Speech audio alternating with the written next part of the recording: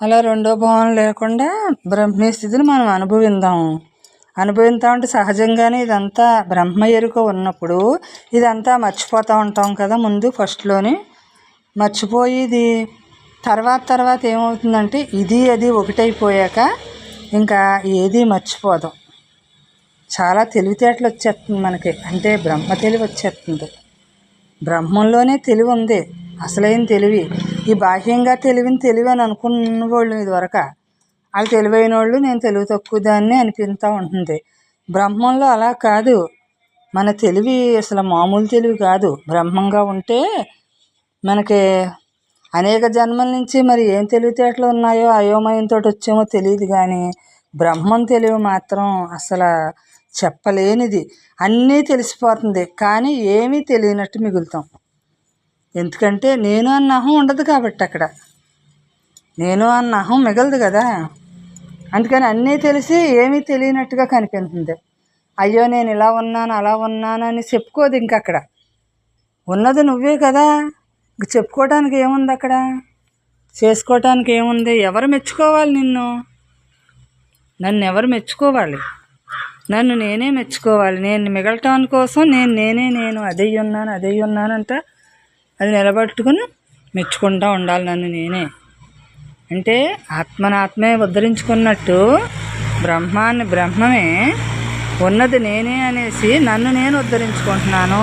నేను లేని చోటు లేదు కాబట్టి నన్ను నేనే ఉద్ధరించుకుంటున్నాను, నాతో నేనే మిగులుతున్నాను అని మనం అనుభవించి కొద్ది ఇది సహజమైపోతుందమ్మా. జీవితమే చాలా బాగుంటుంది.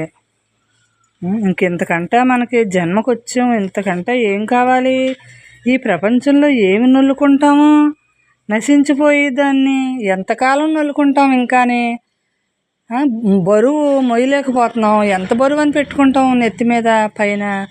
పైన ఒక నెత్తి మీద ఒక బరువు ఉంది, దానిపైన ఇంకా పెడితే తెచ్చింది వదిలించుకుంటానికే కష్టమైనప్పుడు ఇంకా బరువు పెట్టుకుని మనం ఎక్కడికి వెళ్దాం? ఇంకా బరువు పెట్టుకుని అక్కడే ఉన్నకాడ పడుందాం అంతే. ఈ బరువునంతా ఉన్నకాడ అక్కడ దింపేద్దాం. ఇక్కడ ఉన్నాము ఇక్కడ దింపేద్దాం, అలా ఎక్కడుంటే అక్కడ దింపేద్దాం అంతే. అంటే బరువు లోపలికి తీసుకోకుండా ఉంటే ఏ బరువు లేదు. అసలు మూల కారణమే నేనై ఉన్నప్పుడు ఏది నేను అనుభవించుతాను?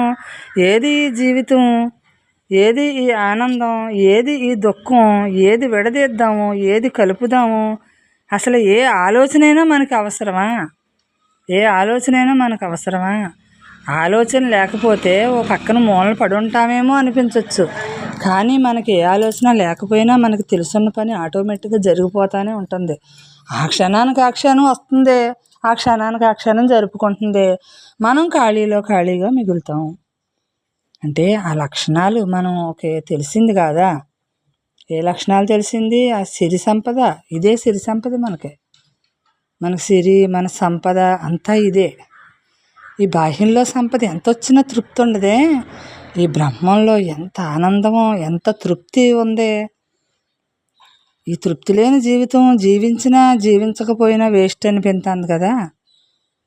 ఆనందమయమైన జీవితాన్ని అనుభవించాలన్నప్పుడు తృప్తిమయమైన జీవితాన్ని, అంటే తృప్తి ఉంటేనే మనకి ఇంకా దేని మీద ఆలోచన కథలతో కోరిక ఉండదు.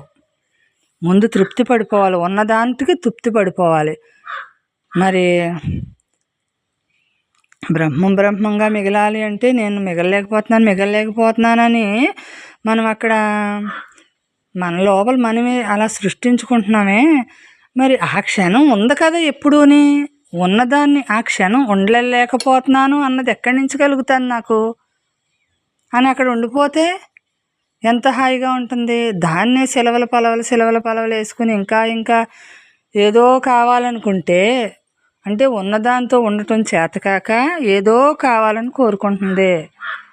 బ్రహ్మంలో ఏదో తెలుసుకోవాలనుకుంటుంది, తెలియబడేది ఆటోమేటిక్గా తెలుస్తుంది. నువ్వు తెలుసుకోవటానికి ఏముంది? మిగలటం ఒకటే, ఉన్నది ఇదే. దీన్నే చూసుకుంటా, దీన్నే వింటూ, దీన్నే మాట్లాడుకుంటా ఉంటే మిగలకి ఏం చేస్తుంది?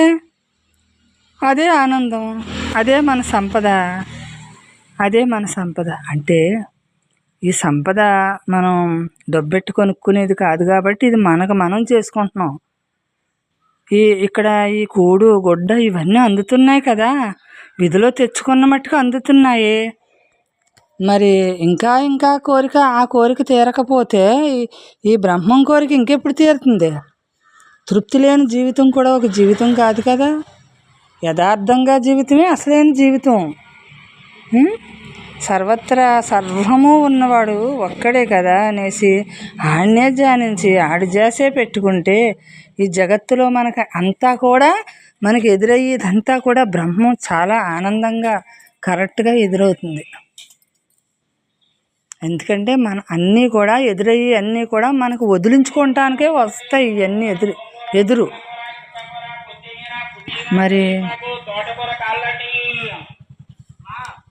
తోటకూర కట్ట ఒకటి మనం దీన్ని గ్రహించి కొలిది అద్వైతంగా నేను మిగలాలి. ఒక తోటకూర కట్టి దైవంగా మనం ఎప్పుడైతే జీవించడానికి చూస్తున్నామో ఈ జగత్తుని, ఈ కాలానికి లోబడం కాలం మనల్ని ఎందుకు బంధించింది? మనం దాన్ని ఎలా దర్శించాలో తెలియక దైవంగా దర్శించినప్పుడు ఎందుకు బంధించింది అది?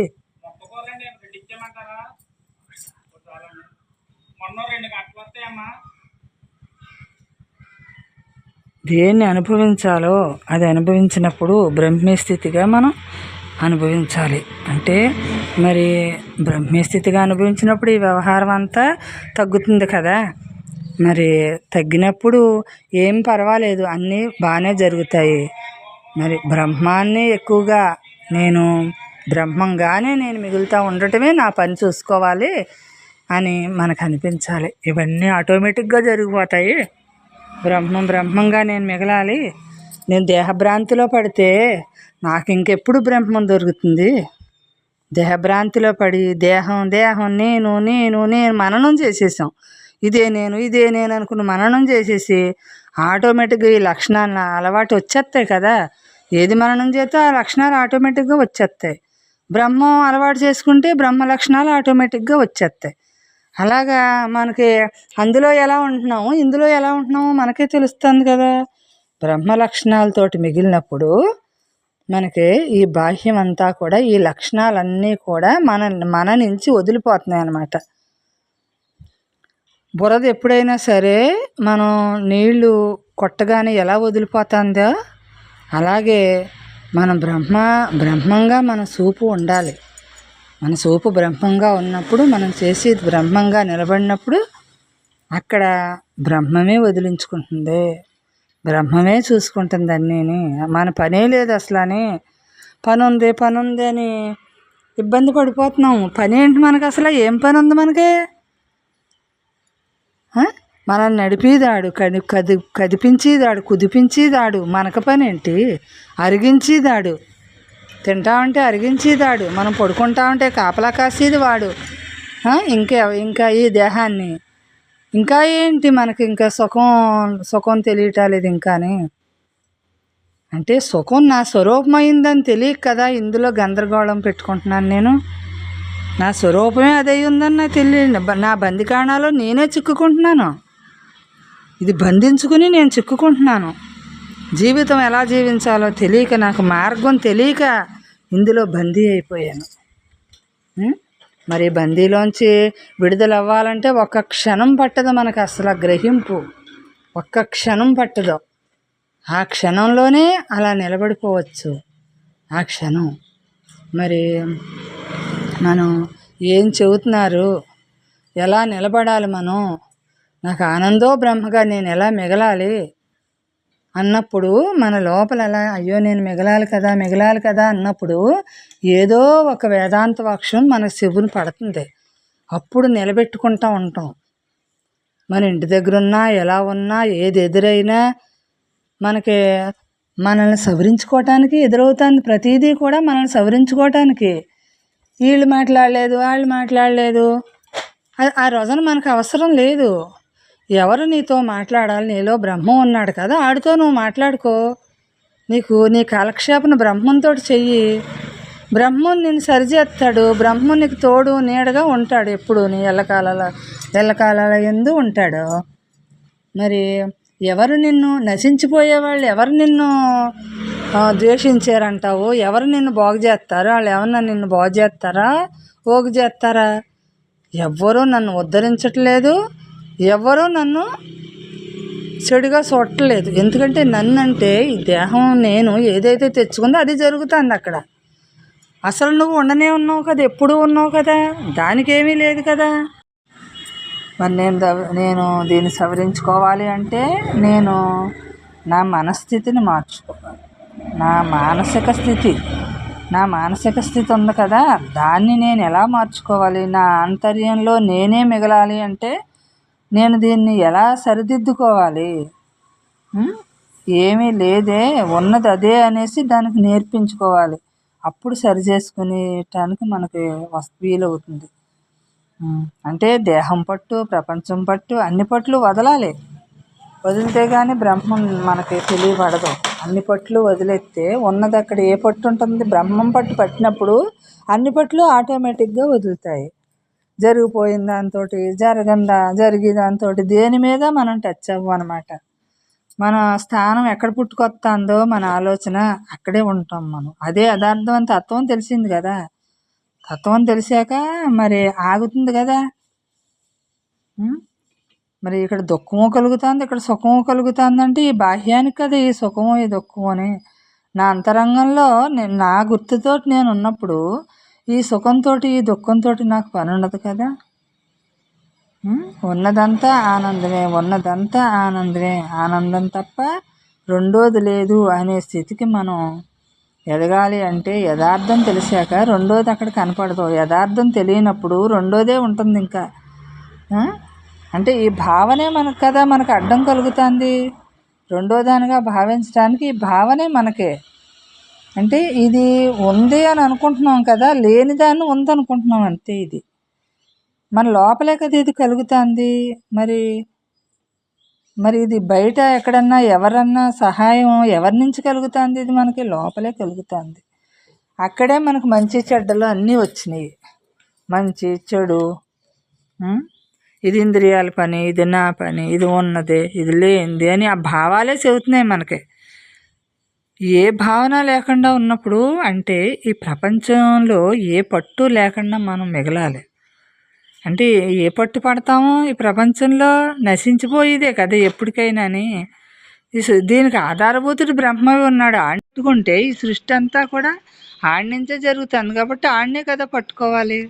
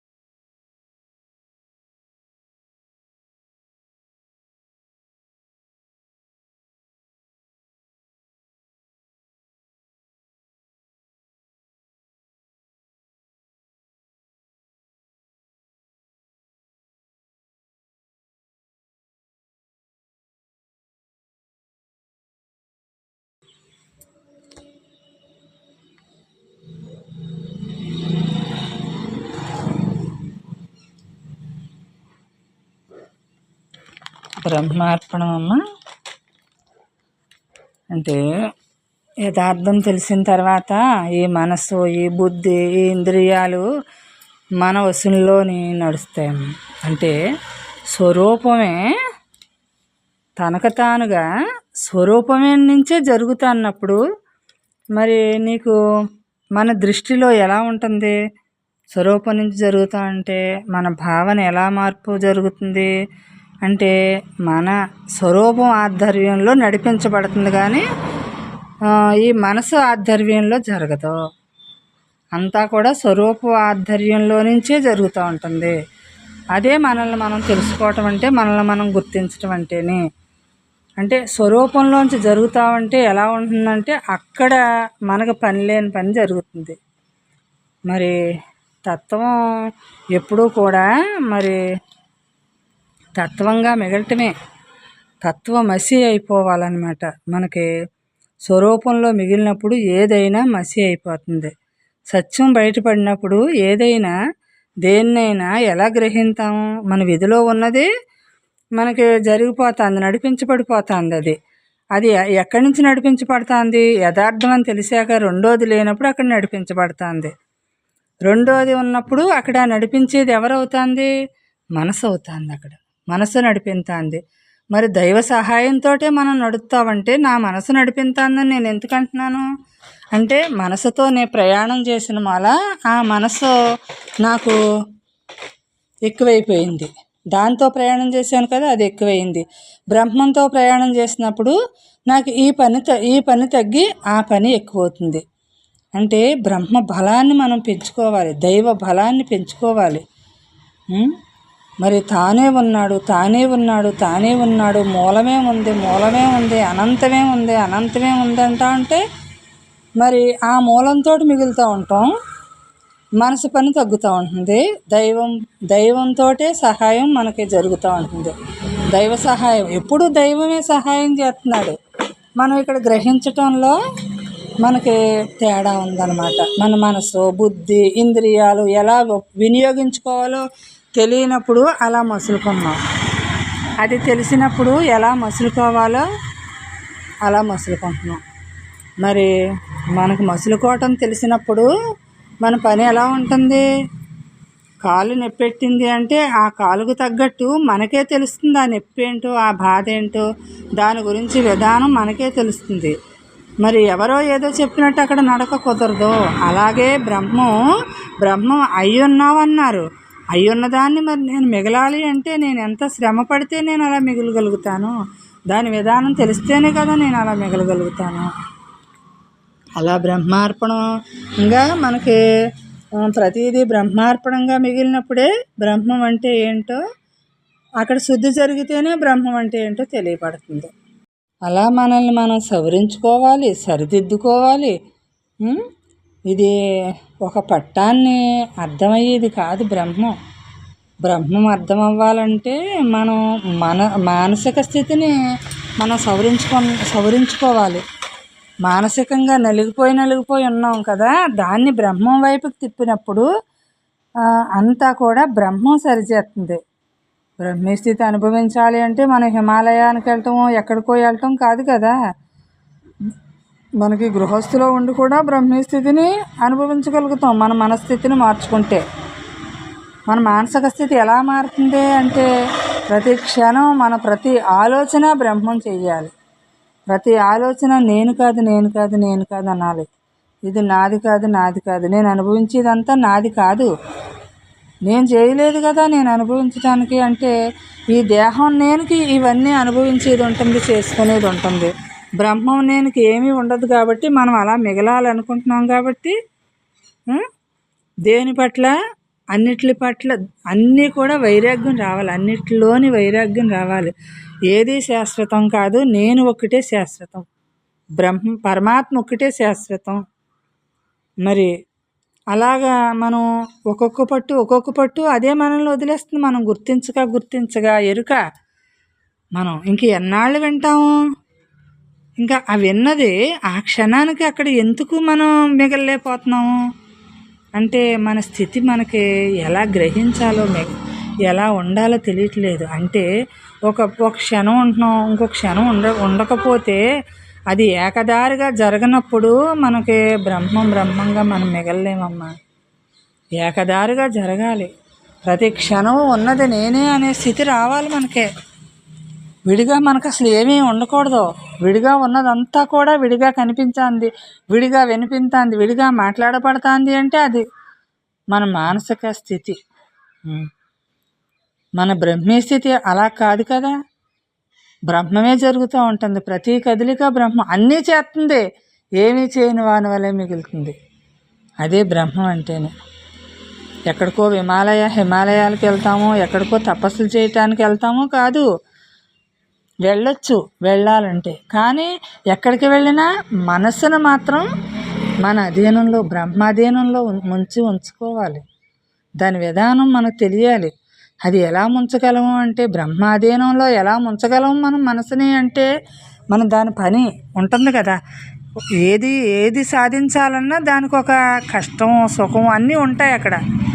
సుఖం కావాలి రేపు భవిష్యత్తులో అంటే ఇప్పుడు కష్టపడాలి. రేపు భవిష్యత్తులో నేను నడవాలి సుఖం కదా అంటే ఇప్పుడు కష్టపడాలి అంటే దాన్ని నేర్పరిగా మనం నేర్చుకునే విధానం మనకి కరెక్ట్గా తెలవాలి. మనం అమ్మ దగ్గరికి వెళ్ళి బ్రహ్మాన్ని మనం ఎలా గ్రహించాం, కొంచెం ఎలా గ్రహించుకుంటూ వచ్చాము. ఒక్కొక్క పదాన్ని కూడా ఒక్కొక్క మెట్టు ఎక్కాం. ఒక్క మెట్టులోంచి 10 మెట్లు దాటి వెళ్ళాం కదా. ఒక్కొక్క మెట్టు ఎక్కుతా. నువ్వు బ్రహ్మం అన్నారు, నేను బ్రహ్మం ఎలా అయ్యాను? నా ఆలోచన మార్చుకుంటే నేను బ్రహ్మంగా తయారవుతాను. మరి తయారయ్యేటువంటి ఏంటి? అలాగ ఒక్కొక్కటి ఎలా తయారవుతున్నావు అంటే నీ గుణాలు మార్చుకుంటున్నావు, భావాలన్నీ శుద్ధం జరుగుతుంది. నీ భావన వచ్చిన ప్రతి భావన కూడా నువ్వు గమనించుకుంటున్నావు కదా, శుద్ధం అవుతుంది. గమనించుకుని కొద్ది శుద్ధం అవుతుంది. అది మనకే తెలియబడుతుంది కదా. శుద్ధం అయిన తర్వాత ఎంత మనం ఎలాంటి మనశ్శాంతిని పొందుతున్నామో మనకు తెలుస్తుంది కదా. అలా శుద్ధం అయ్యి కొలిది కూడా మనకి ఇంకా మనకు బాగుంటుంది. అంటే మనకి మన లోపల ప్రతి క్షణము మార్పు జరుగుతూ ఉంటుందమ్మా. జ్ఞానంగా మిగలటం కోసం ప్రతి క్షణము కూడా జ్ఞానం తెలుసుకుంటూ ఉంటుంది. జ్ఞానంగా మిగులుతూ ఉండటమే జ్ఞానాన్ని తెలుసుకోవటం. మరి అంటే విడివిడిగా ఉన్నదాన్ని అంతటినీ కలుపుకుంటా బ్రహ్మంగా అలా మిగులుతూ ఉంటుంది. ఇక్కడ మిగులుతూ ఉంటుంది, ఇక్కడ వదులుతూ ఉంటుంది, ఇక్కడ మిగులుతూ ఉంటుంది, అక్కడ వదులుతూ ఉంటుంది. మరి వదులుతూ ఉంటే మనకి శాంతి లభిస్తుంది, ఆనందం కలుగుతుంది. మరి కలుపుకుంటా ఉంటే దీన్ని విడిగా లేని దాన్ని విడిగా చూస్తూ ఉంటే అక్కడ మనకి ఎలా ఉంటుంది అంటే కలుపుకుంటా ఉంటే ఇబ్బంది పడుతుంది. అలా కాకుండా ఉన్నదాంతో ఉంటా ఉంటే హ్యాపీగా ఉంటుంది, మనకి ఆనందంగా ఉంటుంది. అలా మనల్ని మనం మార్చుకుంటా బ్రహ్మస్వరూపం ఒక్కటే ఉంది, ఇది అఖండంగా ఉంది, విడివిడిగా లేదు అని మనం ఎలా నిలబడాలో అలా నిలబడాలి. గట్టిగా నిలబడాలి. మనం నిలబడితేనే కదా నడుస్తాము. చంటి పిల్లవాడు ముందు నుంచోకుండా నడక రాదు కదా. మరి ముందు నిలబడాలి, మనకి స్ట్రాంగ్ అవ్వాలి, బ్రహ్మంలో స్ట్రాంగ్ అవ్వాలి. ఏది ఏమైనా సరే ఉన్నది బ్రహ్మమే అని, ఎన్ని రకాలైనా సరే మనకి ఏది ఎదురొచ్చినా సరే దేనికి కదలొద్దు. నా మూలం బ్రహ్మం, నా గమ్యం బ్రహ్మం, నా గమ్యం అదే అయ్యింది. నాకు భ్రాంతి నశించిపోతుంది. అప్పుడు అంటే దేనితోటి లీనమవుతే భ్రాంతి నశించిందో దాంతో మనం కలిసినప్పుడు అక్కడ ఈ భ్రాంతి అంతా తొలగిపోతూ ఉంటుంది. నా మూలం నా అనంతమే కదా నా మూలం అనేసి అక్కడ గ్రహించింది అన్నమాట. ఇది గ్రహించటానికి మనం అనేక జన్మల నుంచి మనం వృద్ధి చేసుకుని ఇక్కడ బ్రహ్మం దగ్గరికి వచ్చి మరి ఇక్కడ విడిపోయిన మూల గ్రహించగలుగుతున్నాం. అంటే మరి సద్గురువు ఎప్పుడూ కూడా ఆంతర్యంలో ఆనందంగా ఎప్పుడూ ఉన్నవాళ్ళు, వాళ్ళు అనుభవజ్ఞులు కదా. అంటే వచ్చారు అనుభవం. మరి అఖండంగా ఉన్నారు వాళ్ళు, విడివిడిగా లేరు, తనను తాను గుర్తించిన వాళ్ళు, తనకంటా విడిగా ఏమీ లేదని తెలుసుకున్న వాళ్ళు దాన్ని అనుభవపూర్వకంగా స్వయంగా మనకు అందించిన మాల ఇవాళ మనం ఇంతమంది ఇలా మనశ్శాంతిగా జీవిస్తున్నాము అంటే, హాయిగా జీవిస్తున్నాము అంటే మరి ఆ చలవే కదా, ఆ పరమాత్మ అనుగ్రహమే కదా, బ్రహ్మానుగ్రహమే కదా, మన మీద ఉన్న మూలానే కదా ఇవాళ మనం ఇలా నిలబడుతున్నాం. నుంచోటానికి మనకు ఆస్కారం లభించింది. నుంచుంటేనే కదా ఆ నడక నడవగలుగుతాము. బ్రహ్మం దగ్గర దారే అయిపోవాలి, మనకి దగ్గర దారి అయిపోవాలి. ఉన్న చోట ఉంది బ్రహ్మం, ఉన్న చోట నువ్వు నిలబడు అంతే. నీ మానసిక స్థితిని మార్చుకో, ఉన్న చోట అక్కడ నిలబడటం నేర్చుకో. మనకి నీళ్లు ఒక రాయేస్తే ఎలా అయితే బురదంతా కదులుతుందో, మరి అక్కడ ఒక క్షణం మనం ఆ బురద నీరు అడుక్కెళ్ళిపోయి తేరుతుంది కదా, మరి తేరేదాకా మనం ఆగాలి అక్కడ. అప్పుడు ఆ నీళ్లు తాగుతాం, అప్పుడు ఆనందాన్ని అనుభవించగలుగుతాం. ఇక్కడ మన మానసిక స్థితి కూడా అటువంటిదే. అది మార్పు జరిగి కొలది మనం స్వచ్ఛం అవుతాము. అక్కడ ఉన్న యథార్థం తేట తెల్లంగా అక్కడ మిగులుతుంది. అది దానికి ఏమీ లేదు, ఉన్నది అదే, దానికి ఏమీ లేదు అసలు. దానికి మనం అంటగడితే మనం ఎంత అసమర్థులమో మనకు తెలుస్తుంది. అక్కడ ఏం అంటగడతాం లేని దానికి? దీనికి ఏమన్నా అంటగడతామా? అది ఏమన్నా అంటించుకుంటుందా? మనం అంటగట్టడానికి మనం అలా మిగలటం చూసుకోవాలి. దేన్ని అంటింతాము అలా మిగలటం మనం చూసుకోవాలి. ఉన్నది అదే అని గుర్తించి మిగలాలి. గుర్తించగానే మిగులుతుంది, అది ఆటోమేటిక్గా మిగులుతుంది. అలా మనకి బ్రహ్మీ స్థితిగా మన మనస్సుని, బుద్ధిని, ఇంద్రియాలని మనం వశం చేసుకోవాలి. మన చెప్పు చేతల్లో ఉంచుకోవాలి. మనం అనుభవపూర్వకంగా దాన్ని గుర్తించాలి. అంటే ఇప్పుడు మనం ఎక్కడికైనా వెళ్తున్నాము, మన ఇంద్రియాలు ఎలా పనిచేస్తున్నాయి? ఏం పనిచేయట్లేదు అక్కడ. బుద్ధి పనిచేయట్లేదు, మన ఇంద్రియాలు పనిచేయట్లేదు అక్కడ. బుద్ధి ఎలా ఉంది? నిలకడగా ఉంది మనకు అక్కడ. అందుకని ఇంద్రియాలకు మనం పని అప్పచెప్పట్లేదు. అక్కడ నిలకడగా ఉన్నప్పుడు ఇంద్రియాలకు పని ఎందుకుంటుంది? మనసు కూడా ఒక ఇంద్రియమే కదా. ఎప్పుడైతే దానికి పని అప్పచెప్పకుండా ఉన్నామో మనం, ఆటోమేటిక్గా అది మనకి ఇబ్బంది పెట్టదు. మరి ఎవరికైనా పని అప్పచెబితేనే అక్కడ ఇబ్బంది పడిపోతారు.